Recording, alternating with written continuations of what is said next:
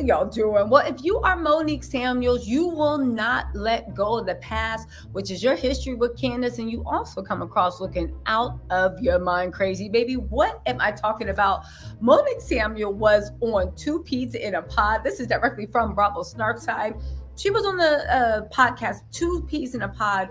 The one, I think it's like Two Teas in a Pod with Tamara and Ted. Anyway, it don't matter. The whole point is she said some stuff, and y'all, Monique is out of her mind. I usually thought she was a little thrown off when that stuff with Candiace happened, but you have to hear this new mess she's saying. She's not taking any accountability. She's now still calling Candiace a child. How are you calling a woman? Sorry, my camera got mad. Like, oh, how are you calling a woman that had a hit album, literally has an acting career, and is more accomplished than almost all the women on the Real Housewives of Potomac, and she just graduated business school? Monique, how are you still calling this woman a child? And you sitting there trying to act like the fight. Listen, let's get into the words, and then we're going to break this mess down, right? It says, former Real Housewives of Potomac star Monique Samuel exited the hit Bravo series following its 5th season, right? Now, Monique got into a physical altercation, as we all know. However, she wanted to share her thoughts. And like all of Monique's thoughts, they are always a little bit crazy. Listen to this. She starts off by saying, I don't want to talk to people that sit at the children's table anymore.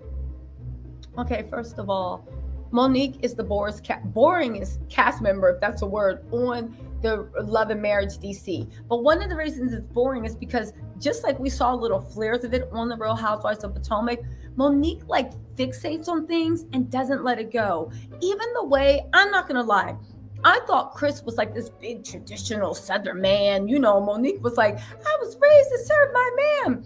But now that I'm on there, I see Chris is desperate to keep Monique. Chris is infatuated with Monique. Monique got Chris wrapped around her finger. And I remember watching it saying, I don't know what version of Chris and Monique to believe, but you know what? I believe the version that her best friend said, and the version that Candiace did not put on blast. The way Monique got Chris wrapped around her finger, the way Chris isn't in the streets, the way Monique will be like, I don't like the way you breathe, and Chris will be like, okay, I'm sorry, I'll change. And the way she keeps playing Chris, right? And the way whatever narrative she wants to put out, Chris will go along with it. I 100% now do believe that Monique would, because Chris won't be in the streets like that. And it's so into Monique, I think that she would have the balls to show up at a club, be being inappropriate with the trainer, dancing whatever, doing whatever.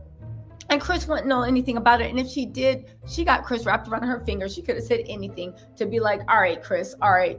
Anyway, she said, I don't talk to people that sit at the children's table anymore. She also claimed Bravo producers edited the show to make it seem like her and Candiace had significant issues with each other throughout season 5. Listen to what this crazy says. She said, there's a lot of things that happen behind the scenes that people think is just a fight. It happened like it was like a fluke, and it wasn't any buildup to it. Production manipulated scenes, even the timing which aired those episodes. It was like all out of sequence to make it seem like there was a major buildup that caused the fight. It wasn't anything like that at all. It was simply, your hand was in my face, I asked you to get it out, you didn't, and it just got crazy from there. So Monique is now admitting to what everybody said and what Candiace said, that there was no rationale and no buildup.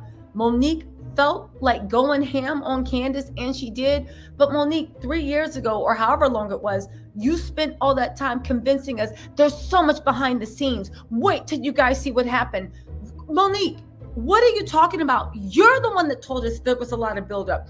You're the ones that told us there was so much we didn't see. You're the one that told us that, oh, it's going to be clear. Remember when you were on live? Anyway, remember when you were on live and Chris was in the back trying to look like he runs things? Nodding his head while you're talking. You're the one that told us that there was so much going on, and that's why you snapped on Candiace, and it wasn't what we said. Now you're on two pieces of the cod, talking about you're tired of talking to little children, and also saying there weren't a lot of things happening behind the scenes, and it was just a fluke. And again, the fact that you're trying to convince us like it was just like, get your hand out my face, or even a pop off. You went ham. You acted like the Terminator. It took you 45 minutes to get calmed down. You tried to burst through a door yelling, I'm going to kill her. I'm going to kill her. And now you're trying to act, and now you're telling us there was nothing behind it except for the fact that you didn't like somebody's hand in your face. Yo. Anyway, literally, you spent 3 years building a narrative that there was so much more that didn't get seen, and now you're bragging that there was nothing else more. She said, when I talked to her executives right after that fight happened the next day, I told them, I did not come here for this, but you're the one that acted a fool. This is getting me out of my character. I don't think so. And I'm a person pretty much in control of myself. And I said, this is just not good for me. I agree, it wasn't good for your image, right? She said, I'm sorry to the network. I'm sorry to production, but I don't want to do this anymore. Monique, you ain't slick. You knew what was happening. Even if production didn't care about the fact of you trying to drag Candiace, you knew that you were next up to be exposed. You knew you were next up to be made a fool of. And you ain't want that to happen because, like I said, baby, I 100% believe that you were literally winding down your trainer in public because Chris ain't going nowhere. You got that man wrapped around your finger. 100%. You knew you were next to be exposed and you weren't going to do that. But get this. She also says, that was all scripted. That was Bravo. That was a network. And that was production company. That was all of them. Because Andy Cohen literally said, Giselle, you bought someone with you. Like, come on, that's so scripted. It's so scripted and nobody's allowed on our set. It was a closed set and a whole COVID situation was going on. Everybody had to wear masks and get tested. So that means the security guard was tested and approved to be there. So it was all them. It was scripted. It was a little plot. Monique, do you understand the way TV works? Andy knew that Giselle, I can't believe I'm defending Andy Cohen. Andy knew Giselle had bought the guests. They knew the security was going to be there. Andy said, Giselle, I see you bought somebody with you because the viewers didn't know. That was his way of pointing out to the viewers that Giselle had bought a security guard. And if somebody wants to bring security to their work, because they're sitting next to someone that flipped out on someone for putting a hand up and for 45 minutes went out of their way saying they were going to kill them, ripping doors off the hinges and stalking like Terminator 4 through a barnyard. I don't think they could actually tell them no. That's why you were in a different hotel, not because they thought you were going to do something, but because if you did do something and they didn't protect anyone, they would be a liability. Let's also not forget, since we want to talk of fake and scripted, let's also not forget who was the woman that tried to act like she didn't know she was staying at a different hotel than all the other ladies. You know what I'm saying? But we're not going to get into that.